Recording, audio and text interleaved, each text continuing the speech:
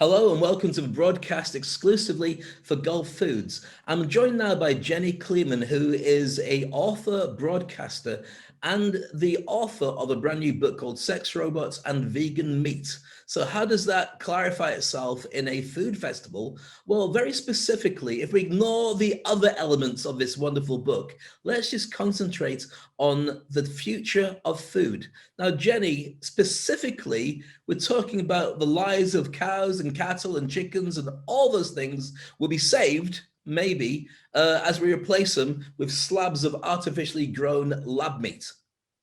That's what Yes. the book's about.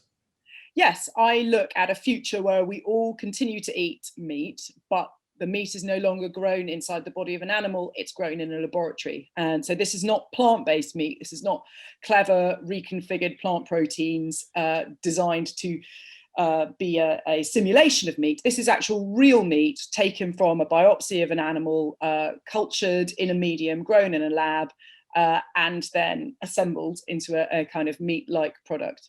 And in the book, I looked at the arguments for doing that. There are some very strong arguments for doing that. I met the people who are doing that and the people who are promoting that industry. And then I looked at what the implications of doing that might be for humanity. So effectively, it's going to be that whatever the name was of the original cow, whether it's called Fred, we'll be eating Fred for the next 200 years, or whatever its name is. That's what we're looking at, is the template animal that's going to be reproduced. Kind of. I think that there is I think the thinking behind it is you'd still need to have a herd of, say, 100 cows to take these biopsies from. You can't infinitely produce from one animal. I ate a lab-grown chicken nugget whose flesh came from a chicken called Ian, apparently. Also, the marketing department of the company Right. who served it up to me told me it was. So Ian, they took a biopsy of Ian. They have vials and vials of Ian cells inside this laboratory that they're reproducing from over and over again. But ultimately, you'd still need to take another biopsy every few years or so because you can't reproduce these cells indefinitely. I don't think Ian's going to be around for a couple of years. It has to be somebody else. Yeah. And when you give it a name, I don't want to eat it. That's the only thing I was going to say. But with a more ethical stance on this, there are going to be a lot of people who turn around, like myself, and say, I'm really happy about the fact that it's not going to kill any more animals because I love the taste of meat, but I feel guilty wondering where it all comes from, especially now as we're all more touchy-feely type people. But there'll be a lot of people who are very cynical about it. What did you find the arguments were? It seems like a perfect solution to a really, really pressing problem. Industrial agriculture is a disaster, intensive industrial agriculture. It's bad for the planet. It produces enormous amounts of carbon emissions. It produces antibiotic resistance. It wastes enormous amounts of water. It pollutes water. Enormous amount of our land is being devoted to raising animals or growing the feed for those animals. The current situation is completely unsustainable. The population is going to grow to 9 billion by 2050. If they are all eating meat at the rate that we're eating meat now, then there's just not going to be enough planet for us to raise all these animals on, and we'll probably kill the planet anyway. So something has to give.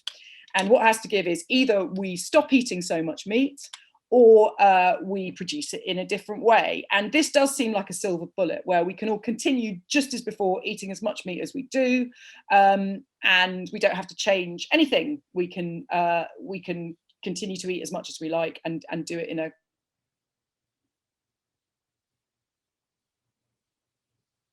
beef farming and farming of ruminant animals is really bad for the planet. I think chicken is not so bad for the planet, raising chickens. And I think perhaps the most efficient protein for us all to eat would be insects, but that's a harder thing to sell to the public in terms of the future of food. So this at first does seem like a really great thing to be doing. And a lot of people who are doing it are really motivated by very noble concerns. They care about the health of the planet and they care about human health as well. Because also the possibilities are endless with this kind of meat grown in a lab, that you can engineer it to have particular health benefits or to be particularly lean. You could make animals, you can make kosher bacon, you can make foie gras without the force feeding, all the ethical problems of that. So there are really good positives to this, but then when you actually drill down on it, it does seem to be quite a lot of overshoot engineering when we could all just be eating a little less meat, or encouraging one another, instead of having meat twice a day, to have it once a week or twice a week as a big event like we used to do.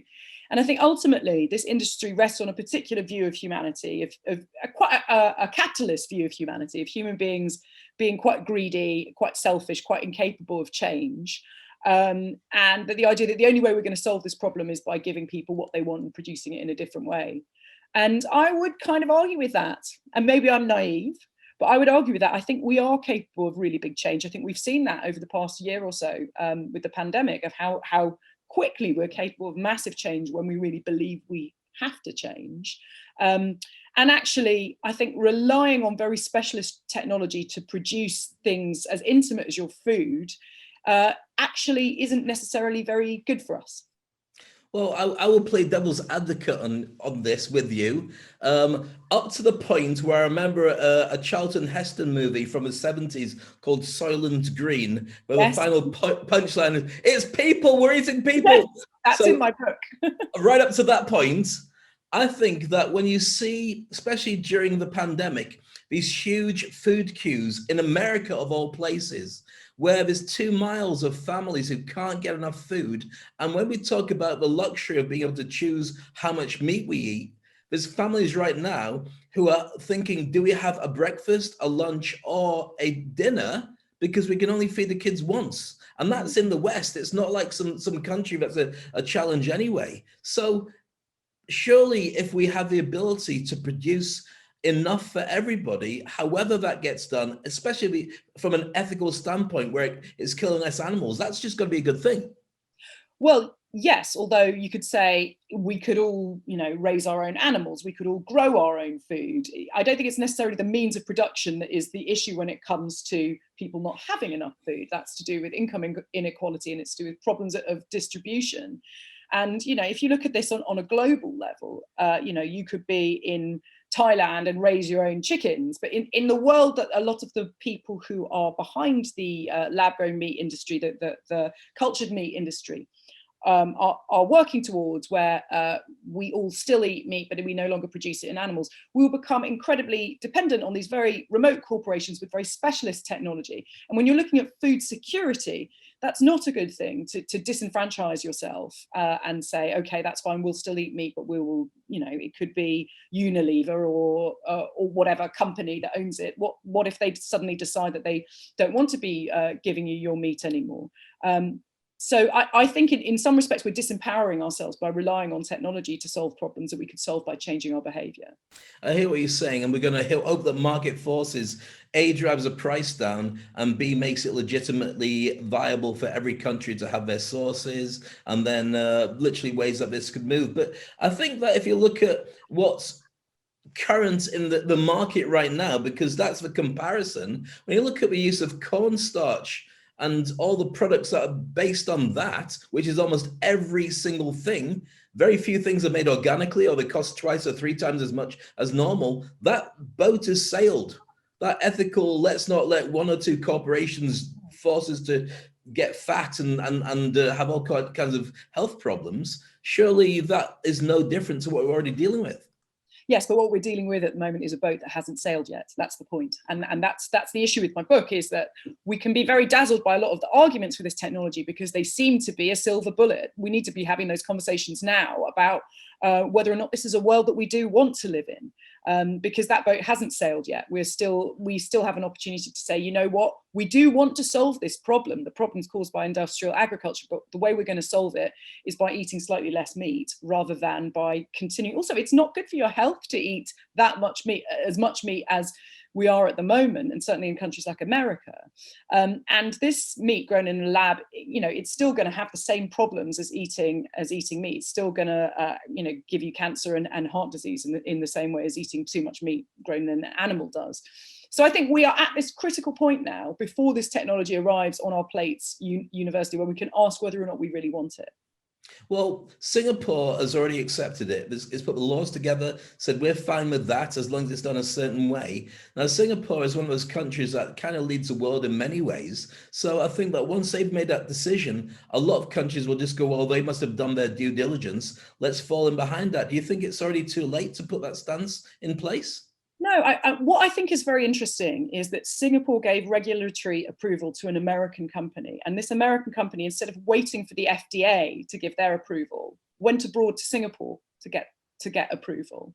And I know that Singapore has very stringent regulatory standards, and in many ways, it is very forward thinking, particularly when it comes to this kind of technology.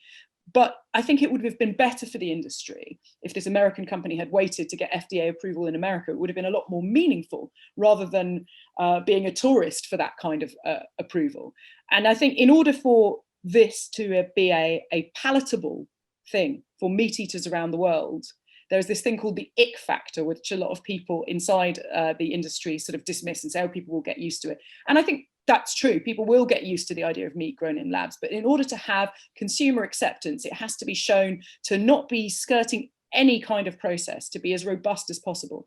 And so I think that the real tipping point will be when the FDA approves this substance, not necessarily the regulatory powers in a city state like Singapore. Sure, well, without causing a big fight with Singapore, which I love, and I'm married to Singaporeans, so I'm going to be very careful. FDA will at some point turn around and say yes. This is not going to be a no, and it's not going to be, it's just a case of when. So when that happens, has there been good feedback from places accepting and the idea that they're going to take it onto their diet? Because it's been tried out at many places. And even on a survey point of view, on average, 30 to 40% of people in most countries are saying, yeah, I'd give it a go. I'll see what it's like. That's got to be a positive step forward, isn't it? Well, it does. And I mean, there have been lots of different surveys, and some of them have been commissioned by people who are making this Always. study. Always. It depends what we're talking about here. Are we talking about, I think a lot of people, when they are questioned in surveys, it depends what the question is. If you're being told you would be given something that is a steak and it is indistinguishable to the eye and to the mouth and to the palate from a steak grown in a cow, would you eat it? People would say yes. But we're very, very far away from that. What is being produced at the moment is a sort of bulk mash of cells that you can turn into a burger or a sausage or a nugget, i.e. very processed meats. And that's quite a different thing. I mean, the meat that I tasted, and it was in November 2018, so it was a while ago, and I'm sure that the industry has moved on quite a lot since what I tasted, but it was a very, very highly processed thing. And the texture was very, very far removed from meat. It tasted like meat, but the texture was very far away from it. And I think most people would find that quite difficult to stomach, what I tasted. It's quite different from what I would recognize as a cut of meat. So I think there will personally, I think that we will get used to it. I mean, babies are born by IVF. When IVF was first introduced as an idea, it seemed like amazing Frankensteins, whereas now it's totally normal. So I don't think that that's necessarily an issue. I think the issue will be that there's sort of two ethical issues. One is whether or not we are offering humans an excuse to not change when we really should change. And also the idea that this is going to be an elite product, that it's never really going to be cheap enough that it can be adopted globally. And as such, it will allow richer countries to feel kind of morally superior over other countries where they still eat dead animals. I'm sure that it's going to be some time before that whole changeover would happen anyway. And I'm sure that there will be animals eaten as before. For many people, that's what they want to do. I mean, we've got a world where people can go and hunt a lion with a gun. Yeah. Ethical or not ethical, you pay the money, you can do pretty much what you want to out there, unfortunately. But let's go to the food. So you've had the experience of a chicken nugget. I went about a month, no, more than that. I forget about the whole year that's just gone. In the days we used to leave the house, I went to a vegan restaurant where it was completely vegan. And one of our friends had a birthday, and everything that was on the menu was either deliberately a copy of a meat-based product or deliberately a non-meat based dish that you can have with moral superiority. And I sat there and I had a lasagna and I had a few other bits and pieces. and it was dull and horrible, and I didn't enjoy it. And I didn't feel morally superior. I just felt hungry. And the idea of some kind of moral gap being filled with real meat, but no animals being killed, I think there's a large chunk of people, I say chunk as just a Freudian slip, a large chunk of people who will feel that it does fill the gap properly. They're willing to spend the money for that to be the gap filled. And I think it's a case of rolling it out in many cases. Do you think that vegans will swap over and embrace, or not vegans, because vegans won't touch it, it's a silly conversation, vegetarians who are like that because of the fact that they don't like the idea of an animal being slaughtered? Do you think they'd embrace lab-grown chicken, lab-grown fish, and all these different opportunities instead? I think it would be a shame if they did, because it's still better for the planet to not be eating animals at all. But I think there are some vegetarians certainly who really, really miss the taste of meat. There are others. I mean, I know lots of vegetarians. I'm not vegetarian myself. I know lots of vegetarians who haven't eaten meat for years, and if they eat it accidentally, it's really disgusting to them. Like, the texture of it is wrong. They can't digest it. So I think part of the problem with all of this is you talk about the kind of ethical smugness that can sometimes go with this particular kind of diet. And I think that is a problem. I think it's a problem with the vegan movement, is that a lot of people feel alienated from it because they feel there is a sort of moral superiority attached to it that they can't sign up to, which is a shame, because it shouldn't necessarily be an all or nothing thing. You know, you can do quite a lot of good for the planet by just eating less meat or less animal products. You don't have to sign up and say, yes, I'm a really pure person and I don't have any of this at all, I'm a wonderful person. You can just say, you know what, I'm going to, decrease my impact on the planet a little bit by just having a little bit less. And that would do an enormous amount of good. The problem, I think, with ethical veganism is the message of ethical veganism, which is, you have to have vegan wine. You have to make sure that you can take this incredibly far to such an extent that it will alienate the vast majority of people. And what you actually need is a critical number of people who are prepared to change their diets.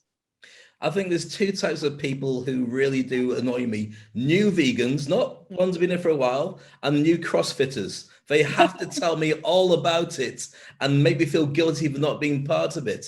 Let's spin it around a different side with this whole conversation. If you are looking at creating artificially lab-grown meat, then surely this leaves itself wide open to a ton of different sorts of foods, flavored foods, and opportunities to really grow that palate for most people. And I think that that's got to be a good thing, giving more choice.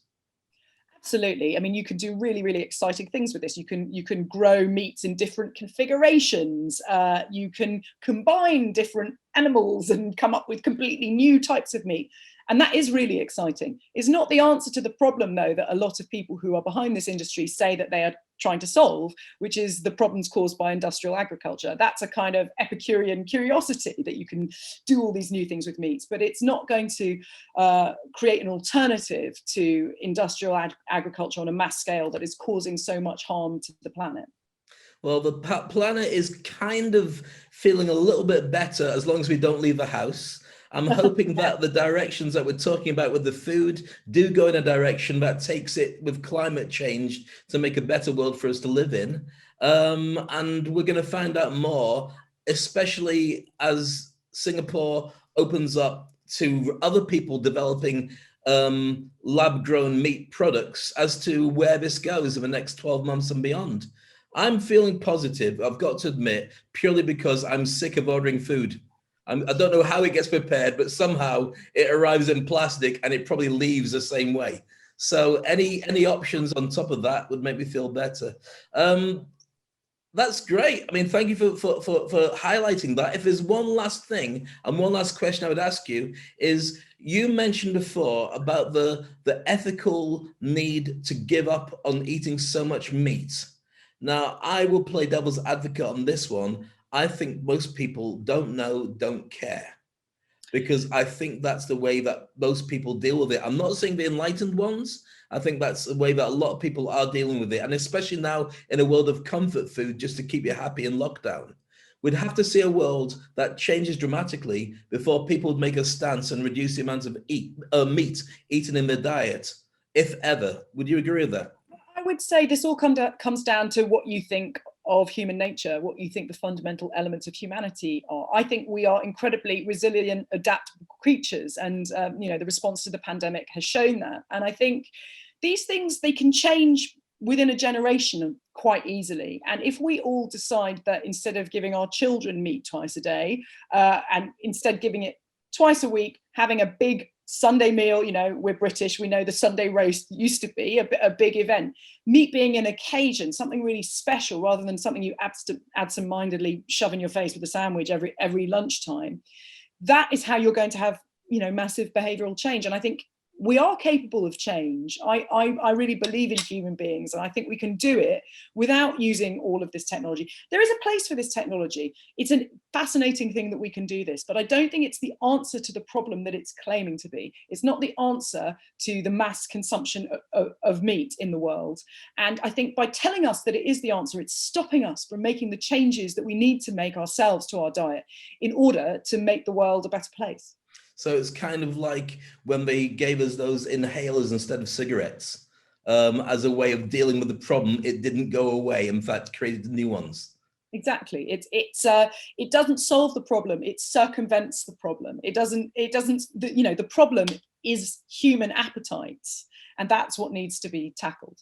Thank you, Jenny. Jenny Kleeman joining us now. And on that bombshell, just let me tell you that Gulf Food Live and in person will be happening between the 21st and 25th of February. Go down, join in with the conversations. I'm sure people will be talking about artificial and lab-grown products and meat and diets and recipes, and you can make your own decision when you get there. Jenny, thanks for joining us. Look forward to seeing you at Gulf Food. Thank you.